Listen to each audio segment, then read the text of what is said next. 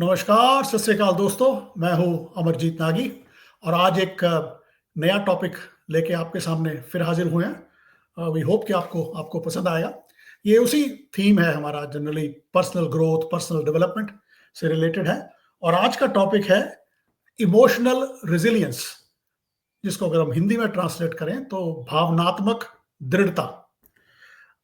देखिए, आमतौर पे देखा गया है कि ऐसी हमारी समझ बन जाती है लोगों के बारे में कि कुछ लोग इमोशनली बड़े स्ट्रांग हैं और कुछ लोग इमोशनली बड़े वीक हैं। अब normal day to day life में, जो कि रूटीन की लाइफ है, उसमें बहुत ज़्यादा कॉन्फ्रंटेशन अगर नहीं है, स्मूथली चल रहा है सब कुछ, तो ये टेस्ट नहीं होती कि आप कितने इमोशनली स्ट्रांग हैं या वीक हैं। लेकिन अगर कुछ ऐसा टेस्टिंग सिचुएशन आ जाती है, वर्क प्लेस पे हो सकती है, फैमिली लाइफ, रिलेशनशिप्स, जो कि थोड़ी कन्फ्रंटिंग है, आपको कन्फ्रंट करना पड़ रहा है, you have to say something unpalatable, या किसी ने आपसे कुछ अनपैलेटेबल कह दिया, या आपको किसी तरीके से मेंटली या इमोशनली पोक किया, तो तब आप कैसे रिएक्ट करते हैं। I think that becomes the test of how emotionally strong और वीक यू आर। तो आज इसी बारे में बातचीत करेंगे। अवनीश जी हमारे साथ जुड़ चुके हैं। अवनीश जी, क्या हाल चाल है आपके? वेरी वेल, थैंक यू अमर। देखिए साहब, आज का टॉपिक भी हमारे नॉर्मल थीम से है और हमारे पर्सनल एक्सपीरियंस से ही पर ही बेस्ड है। हम इसको ये नहीं दावा करते कि हम लोग बहुत ज़्यादा स्टडी कर ली है इस पे, बट हमारी जो लाइफ के एक्सपीरियंसेस रहे हैं उसी पे ये बेस्ड है। देखिए, एक तो शब्द आता है IQ, which is intelligence quotient, कि आप साइंटिफिकली या लॉजिकली या वर्बल और न्यूमरेसी और लिटरेसी स्किल्स हैं, उसमें आप कितने शार्प हैं।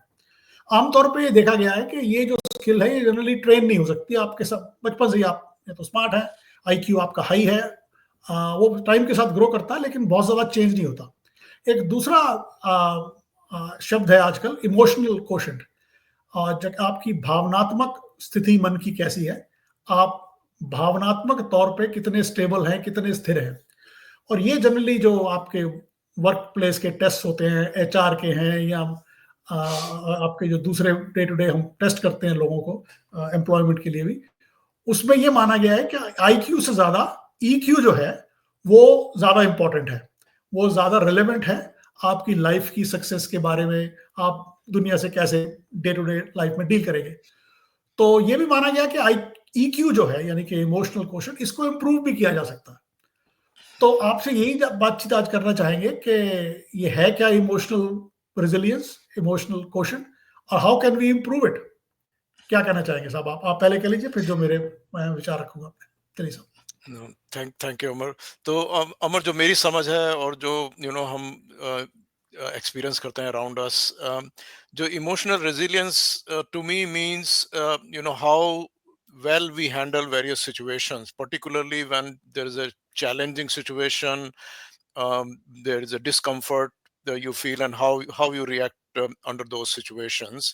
उससे पता लगता है हमारी इमोशनल रेजिलियंस है या इमोशनल फ्रिजिलिटी है। हाँ, तो नॉर्मली एग्जैक्टली। तो जैसे अगर मैं इसको साइंटिफिकली भी सोचूं तो उसमें ये होता है कि हमारी 5 सेंसेस हैं। वी ऑल नो कि we have got eyes to see, ears to hear, tongue to taste और स्मेल, एंड देन टच। ये 5 हमारी जो सेंसेस हैं। पर एक हमारी इसको कुछ लोग सिक्स सेंस कहते हैं, जिसमें हमारी इंटेलिजेंस कहिए, उसको मन, बुद्धि या चित्त, उसको अलग अलग वर्डों में कहा जाता है, वो हमारी सिक्स सेंस है। How well we engage that, we can live our life on 5 senses. जो उसको सिक्स को कितने वेरिंग डिग्री पे हम उसको reason so when we are comforted with some comforted with some situation, उसमें we can react immediately, or we can reflect on it and use our insights, look at our logic, weigh it properly, and then respond. तो अगर वो तो होगा emotionally resilient, emotionally stable. पर कुछ situation में होता है कि we don't have enough time to do this, और it triggers us so badly कि हम अपनी इमोशनल स्टेबिलिटी लूज कर देते हैं। और कुछ लोग होते हैं जो ज्यादा लूज करते हैं, कुछ लोग होते हैं जो कम यूज करते हैं। So don't want to brand और label anyone. Anyone can be emotionally stable under some circumstances.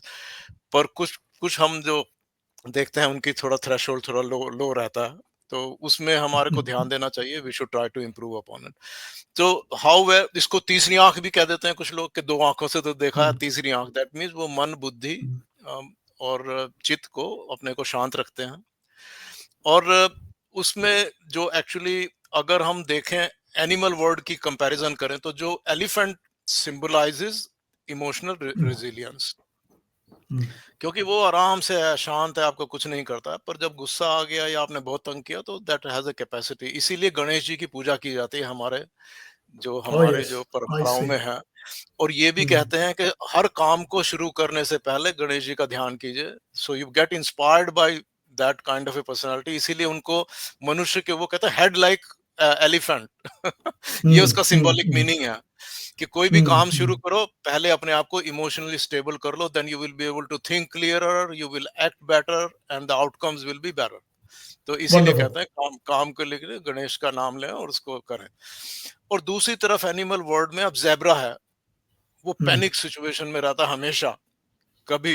इसीलिए in spite of the fact उसका मस्कुलर स्केलेटन और उसका जो मस्कुलर स्ट्रक्चर जो है, it is similar to donkeys and horses, but it has never been able to domesticate it because वो panic reaction में रहता है हमेशा।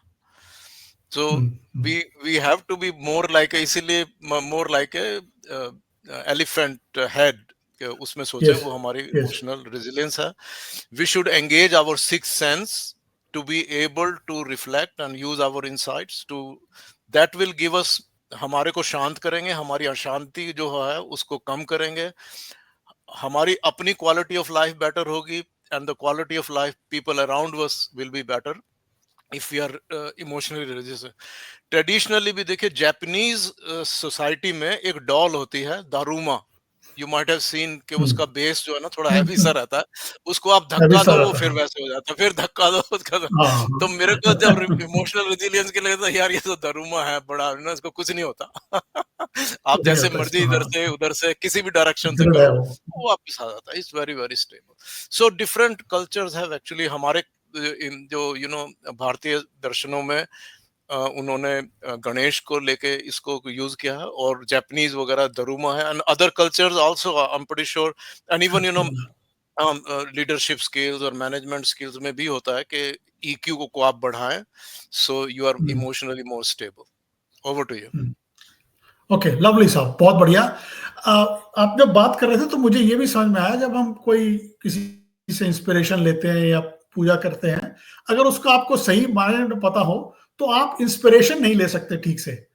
Now people should understand that जो एलिफेंट है, इट सिंबलाइजेस स्थिरता, इट इम्प्लाइजेस स्टेबिलिटी, तो और उसी का अब ये जब पता होगा तो नेक्स्ट टाइम जब आप गणेश की पूजा करेंगे तो यू विल फील इंस्पायर्ड। तो I think that's a wonderful example you gave. Thank you very much for that.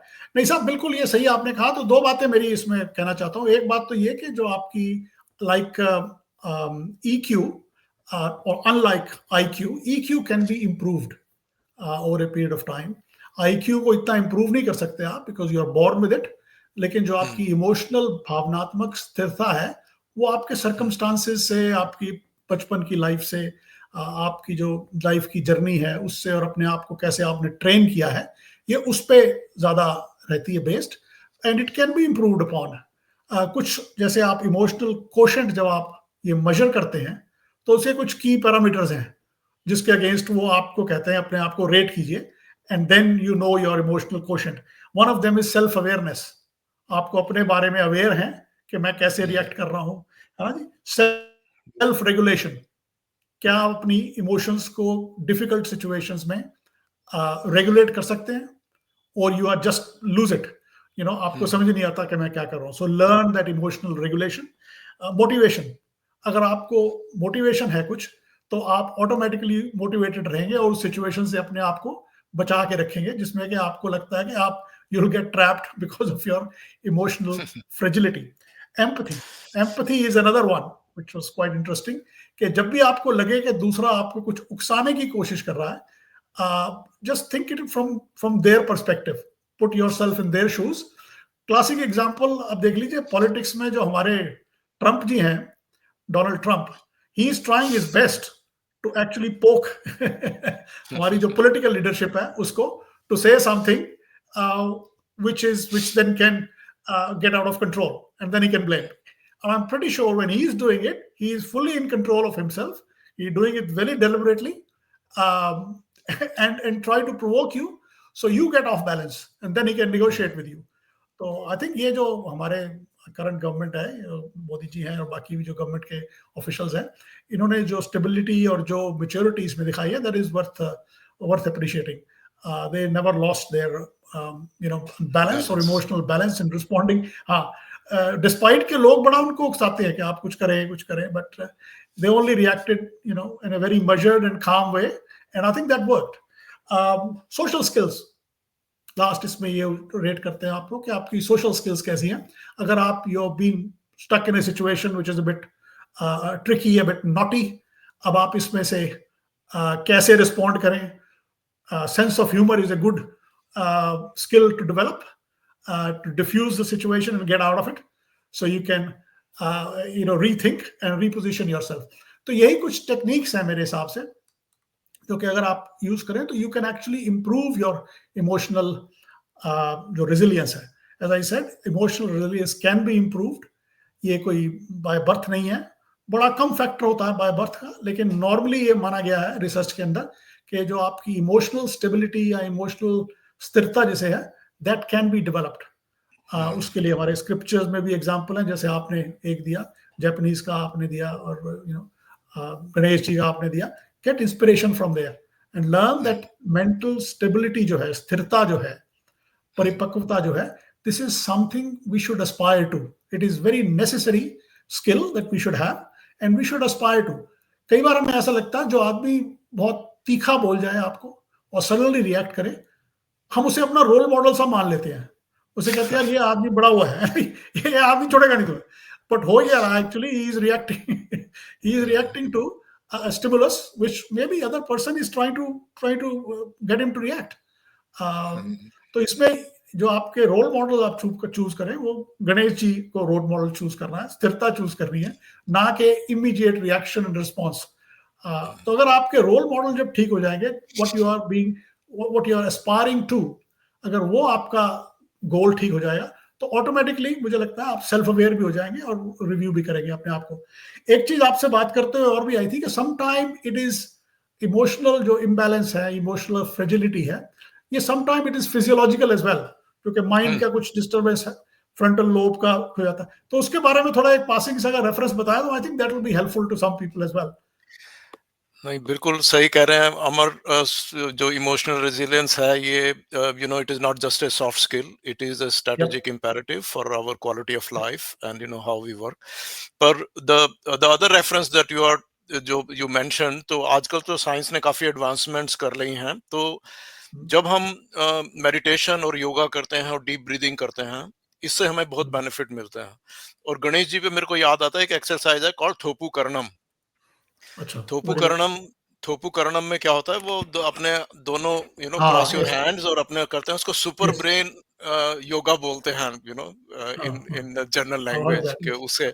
और वो यही होता है कि सुबह सुबह उठ के first thing you do is stand up in front of Ganesh and do thoppukaranam. उठक बैठक लगाएं, अपने कान के लोब्स को टच करें. So there are lot of meditation techniques जो बहुत अच्छा होता है एक्चुअली. मेरे को I am very blessed to be associated with a Buddhist group lately, जो एनर्जी हीलिंग करते हैं. वो भी मतलब एक तांत्रिक वज्रायन बुद्धिज्म की ब्रांच है that practices peacefulness, quietness, meditation, which will पर what you were asking me कि उसको कैसे के, तो हमारे जो primitive brain जो होता है, तो उसमें क्या होता है कि फाइट एंड फ्लाइट का रिस्पॉन्स रहता है. तो उसमें जो अमिगडाला जो हमारा है, वो पीछे that's a part of small brain, smaller brain, हाँ, जिसको स्मॉलर ब्रेन कहते हैं, छोटा दिमाग कहते हैं, उसके पीछे है. हाँ, that is, some people call it animal brain or primitive brain जो है, because that gives us. और उसके बाद जो हमारा प्रीफ्रंटल कॉर्टेक्स है, पर्टिकुलरली उसका साइंटिफिक नेम वो कहते हैं, हमारे लेफ्ट ब्रेन में है. तो वो उसको dorsolateral prefrontal cortex, you know, some Greek and some scientific word देते हैं, but basically in simpler words it means कि हमारे लेफ्ट साइड में जो है, जो रीजनिंग के लिए है, अगर हमारे को अमिगडाला में और प्रीफ्रंटल कॉर्टेक्स में लिंक कंडक्टिविटी कम हो जाती है, then our resilience goes down. और इसके लिए आजकल ट्रांसक्रेनियल मैग्नेटिक सिमुलेशन ट्रीटमेंट्स भी हैं, treatments are available which are actually proven by Medicare, for example, in Australia, पर उसका बहुत ही regulated है, these are under prescription। और वैसे जो साइकोलॉजिस्ट हैं और जो psychiatrist, you know, professionals, they even give, you know, medical treatment, जो क्योंकि our brain is, they call it as a electrochemical organ. उसमें मतलब केमिकली भी उसको ट्रीट कर सकते हैं और इलेक्ट्रिकली भी ट्रीट कर सकते हैं। But my personal recommendation is breathing and do yoga. It may take little bit longer, but it will कोई साइड इफेक्ट नहीं है इसके, कोई साइड इफेक्ट भी नहीं है। Yes, yes, absolutely। Yeah, no. Sir, thank you very much. So the idea for just touch basing with this was, we are not certainly not any experts in that, but it is our life's experience that we are sharing with you. In our professional life, in our regular life, we come across these sort of terminology, these sort of cures that are now available.